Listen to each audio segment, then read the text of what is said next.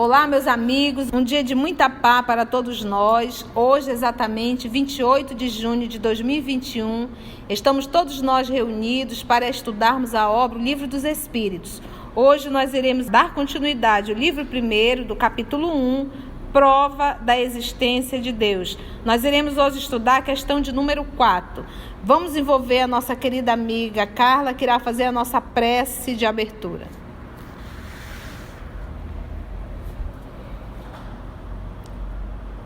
Jesus amigo, grato te somos pela oportunidade de estudo e aprendizado, junto a corações amigos e queridos, e que esse aprendizado entre em nossos corações e em nossa mente, para que desde já aprendamos a te ver em todas as coisas, a saber que tu existes e que tu estás conosco hoje e sempre. Muito obrigada. Então vamos lá. Provas da existência de Deus. Questão de número 4. O professor Allan Kardec pergunta assim dos espíritos: onde se pode encontrar a prova da existência de Deus? Onde se pode encontrar a prova da existência de Deus? Quando você fala aonde, você fala em movimento. Quando você fala aonde, você fala em algo parado, em algo estático. Então, ali, parada, onde que eu posso encontrar a prova da existência de Deus? Ele, num axioma é aquela verdade inquestionável, gente. Num axioma que aplicais às vossas ciências. Então, qual é a verdade inquestionável na ciência? Não há efeito, ou seja, não existe um efeito sem causa. Se há um efeito, esse efeito existe uma causa. O que está provocando isso? Semana passada nós falamos sobre o próprio corpo físico. Seria um ato de extrema ignorância dizer que a formação de um corpo, esse conjunto é amontoado de células inteligentes que atuam, que vivem, possa ser criação do nada, possa ser criação do acaso. Isso, esse tipo de comportamento, de pensamento, de atitude, mostra o quão primitivo é ainda essa alma. Porque você olhar para uma perfeição do corpo físico e dizer que isso foi criado do nada, esse nada é muito inteligente, né? Você olhar a quantidade de pássaros dentro da sua diversidade, o cantar do pássaro, essa parte da vegetação, ou seja, tudo o que o homem não criou, e o homem não cria, o homem só cocria, que ele parte do princípio do que está criado e ele ali faz uma cocriação. O homem não construiu uma molécula, ele descobriu as moléculas. Ele não construiu o átomo, ele descobriu o átomo. Então, num axioma, numa verdade inquestionável, que aplicais às vossas ciências, não há efeito sem causa. Procurai a causa de tudo o que não é obra do homem, e a vossa razão vos responderá. A vossa razão vos responderá. Então, onde se pode encontrar a prova da existência de Deus? Nessa não há efeito sem causa. O que não é obra do homem, e a vossa razão vos responderá. E é óbvio, gente. Para mim é um ato de extrema ignorância dizer: eu não acredito em Deus. Eu digo: como é que você é ignorante, meu pai? Ele está achando o quê? Que o mundo veio do quê? Que o nosso corpo veio do quê? Que o sistema, as leis que regem o universo. Aí tem um comentário do professor Allan Kardec. Para crer em Deus, basta lançar os olhos sobre as obras da criação. O universo existe, logo tem uma causa. E, gente, quando você vai estudar o universo, que o que a gente estuda ainda é a ponta do iceberg. Quando a gente vai conhecer os planetas, o sistema solar, o nosso caso aqui, o sistema solar, essas estrelas, as leis fazendo com que eles fiquem ali, olha, orbitando em torno desse Sol. E a gente vai descobrindo que existem milhares e milhares de estrelas com os seus conjuntos de planetas. E a gente vai descobrir que essas milhares e milhares de estrelas com seus conjuntos de planetas, com as suas nebulosas, estão inseridos em uma galáxia, que no caso a nossa é uma Via Láctea. E aí a gente vai descobrindo que não existe só essa galáxia, que existem milhões e milhões e milhões de galáxias. E você vem dizer que surgiu tudo isso do nada? Então olha o nível de arrogância, de ignorância e de primitivismo mesmo de um ser humano. Eu respeito, mas tenho uma ideia assim. Quando a gente nega a Deus, em verdade eu quero continuar me iludindo que eu não irei responder pelas minhas atitudes. Então, para que eu possa aliviar a minha consciência, eu tento me enganar dizendo, eu posso fazer o que quiser porque eu não vou responder para ninguém, ou para algo, ou para qualquer força superior. Então, é melhor eu negar. Porque uma vez que eu assumo a existência de Deus, eu também assumo responsabilidades conscientes com a paternidade divina. Mas o fato de eu negar, ainda assim não me tira a responsabilidade, porque a lei de Deus está escrita na consciência, não está na religião. Então eu não preciso ter religião para conhecer a lei de Deus, porque a lei de Deus está inscrita em nossa consciência. Duvidar da existência de Deus seria negar que todo efeito tem uma causa e avançar que o nada pôde fazer alguma coisa. Estamos juntos, gente? Deu para entender? Ficou claro? Sim. Questão de número 5. Pergunta a Kardec. Que consequência se pode tirar do sentimento intuitivo que todos os homens trazem em si da existência de Deus? Porque se você colocar numa balança, você vai encontrar o maior número de pessoas que creem em Deus ou pessoas que não creem em Deus? Que creem em Deus. E se nós formos estudar as histórias dos nossos antepassados, nós vamos encontrar neles a busca de uma adoração a uma força superior. Vai estudar um pouco a história. Mesmo nos selvagens. Mesmo nos selvagens. Porque eu acabei de falar, a lei está escrita onde? Na consciência. Na consciência. Então Kardec aqui ele faz a pergunta, que consequência se pode tirar do sentimento intuitivo que todos os homens trazem em si da existência de Deus? Sentimento intuitivo. Então qual é a consequência que se pode tirar disso? Resposta: que Deus existe, pois de onde lhes viria esse sentimento se não se apoiasse em alguma coisa? É ainda uma consequência do princípio de que não há efeito sem uma causa. Qual é o efeito? O efeito é a massa, a humanidade terrena tem a certeza da existência de um Deus. Pode até não respeitar como deveria respeitar. Porque nós sabemos da existência, mas não respeitamos as leis dele. Mas sabemos. Então a pergunta é, a massa acredita e sabe da existência de Deus. Isso aí já não é um efeito? Se é um efeito, logo tem uma causa. Porque não é possível que 99% da população está errada e 1% está certo. É um ato de muita pretensão. É como se diz, então tá, o mundo inteiro está errado e só você está certo.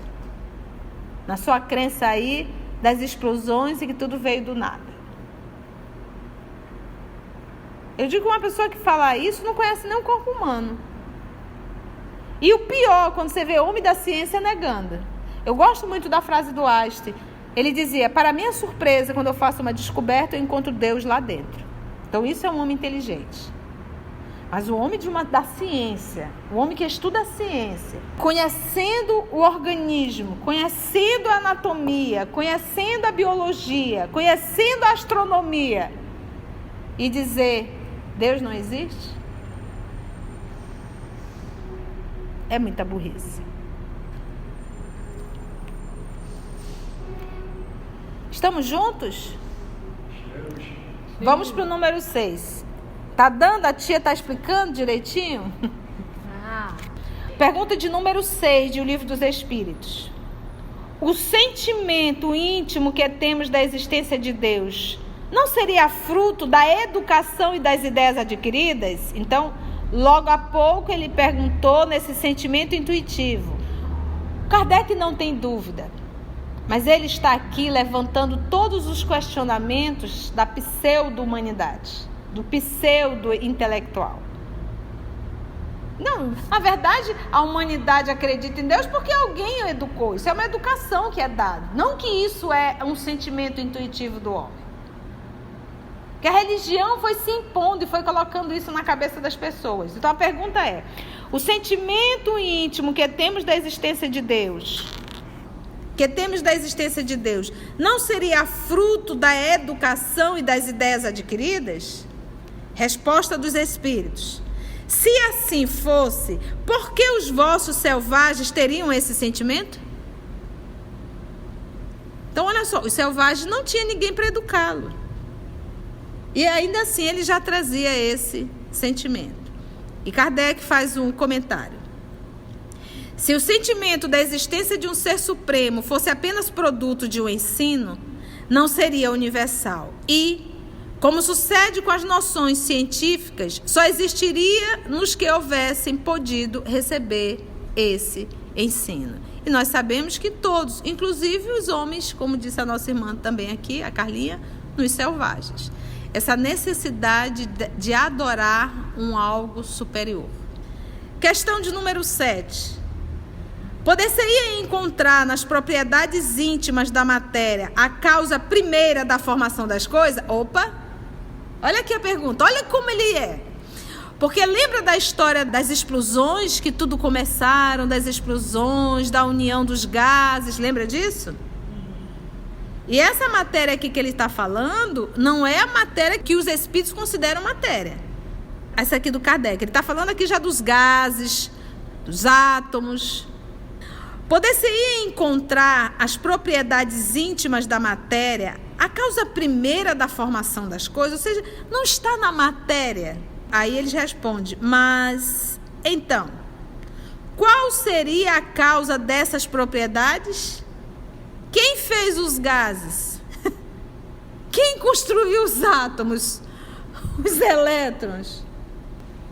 Mas então, qual seria a causa dessas propriedades? É preciso sempre uma causa primeira. É preciso sempre uma causa primeira.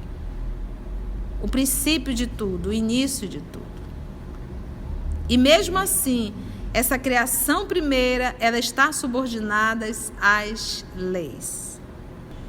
Quando a gente vai estudar a formação do planeta Terra, foram milhões e milhões de anos o planeta Terra sendo bombardeado por asteroides. E eles traziam no seu núcleo cristais, gente, de água congelada. Por isso o centro da Terra, por isso os lençóis freáticos. Milhões e milhões de anos. E a coisa mais linda, porque a água que nós bebemos, ela está aqui desde quando isso tudo foi formado. Porque é um processo de reciclar a água que nós bebemos. Vocês já pararam para pensar nisso? Então me conta, quem projetou tudo isso? Então ele diz, mas então qual seria a causa dessas propriedades? Então esses asteroides, eles vieram por um mero acaso, vamos ali junto, vamos colocar bastante água ali naquele planeta. Planeta que está em formação. E foram bilhões e bilhões de anos. O último ser a habitar esse planeta foi um ser chamado homem. E não há o que negar a existência dos períodos colossais, a existência dos dinossauros, e ainda nesse período não havia os homens. Então precisamos estudar para termos mais respeito pela divindade. Comenta o professor Allan Kardec: atribuir à formação primeira das coisas as propriedades íntimas da matéria seria tomar o efeito pela causa. As propriedades já é um efeito, mas não é a causa. Pois essas propriedades são em si mesmas um efeito que deve ter uma causa. Entendeu? Pergunta de número 8. Que pensar da opinião que atribui a formação primeira a uma combinação fortuita da matéria, ou seja, ao acaso? Que pensar da opinião que atribui a formação primeira, o início de tudo, a uma combinação fortuita da matéria, juntou isso aqui, oxigênio, hidrogênio, azoto, foi juntando, sabe assim, não sei como, um acaso, o azoto vinha passando, o oxigênio também, veio o hidrogênio, olá, vamos fazer alguma coisa, vamos ali construir um planeta, A poeira cósmica dizendo assim, olha lá, gente, a poeirinha, vamos nos unir, vamos. Combinação fortuita da matéria, ou seja, resumindo, o que falar do povo que diz que é tudo o acaso? Resposta dos espíritos: outro absurdo. Que homem de bom senso pode considerar o acaso como um ser inteligente? Que homem de bom senso pode considerar o acaso um ser inteligente? E, além disso, o que é o acaso? O que é o acaso? Nada. O acaso? Nada. Comenta o professor Allan Kardec: a harmonia que regula as forças do universo revela combinações e propósitos determinados. E você sabe que o professor Allan Kardec, ele era professor de química, ele era professor de física, ele era professor de astronomia e ele era professor de fisiologia. Mas não acabou não, também de literatura e gramática. A harmonia que regula as forças do universo revela combinações e propósitos determinados. E, por isso mesmo, denota um poder inteligente. Atribuir a formação primeira ao acaso seria um contrassenso, pois o acaso é cego e não pode produzir os efeitos que a inteligência produz. Um acaso inteligente já não seria acaso. Pergunta de número 9 e a última do nosso estudo de hoje. Onde se vê, na causa primeira, uma inteligência suprema e superior a todas as inteligências? Vocês estão observando? Ele faz a pergunta, ele pega a resposta, os espíritos respondem e ele comenta com uma lógica tremenda. Aí ele vem com uma pergunta de novo. Então você percebe que Kardec perguntava muitas das vezes para esclarecer o futuro estudante dessa doutrina. É como se fosse assim, todas as perguntas que possam passar na nossa cabeça, Kardec fez. E até muito mais do que nós pensamos. E por isso, onde se vê na causa primeira uma inteligência suprema e superior a todas as inteligências? Resposta dos espíritos: tendes um provérbio que diz, pela obra se conhece o autor. Pois bem, vede a obra e procurai o autor. É o orgulho que gera a incredulidade. O homem orgulhoso nada admite acima de si e é por isso que se julga um espírito forte. Pobre ser, que um sopro de Deus pode abater. Pobre ser. E aí o professor Allan Kardec finaliza fazendo um comentário. Julga-se o poder de uma inteligência pelas suas obras. Não podendo nenhum ser humano criar o que a natureza produz, a causa primeira é, portanto, uma inteligência superior à humanidade. Quaisquer que sejam os prodígios realizados pela inteligência humana, ela própria tem uma causa e, quanto maior for o que realize, tanto maior há de ser a causa primeira. Essa inteligência superior é que é a causa primeira de todas as coisas, seja qual for o nome pelo qual o homem a designe. E assim, com a graça de Deus, nosso Pai, com o amparo do amor de nossa vida, com a assistência da espiritualidade amiga, mais uma vez conseguimos estudar a obra espírita e o Livro dos Espíritos. Agradecemos infinitamente a espiritualidade amiga e até o nosso próximo encontro, se Deus assim nos permitir. Quando a gente nega a Deus, eu quero continuar me iludindo que eu não irei responder pelas minhas atitudes. Eu tento me enganar dizendo, eu posso fazer o que quiser porque eu não vou responder para qualquer força superior. Porque uma vez que eu assumo a existência de Deus, eu também assumo responsabilidades conscientes com a paternidade divina. Eu gosto muito da frase do Einstein. Ele dizia, para minha surpresa, quando eu faço uma descoberta, eu encontro Deus lá dentro.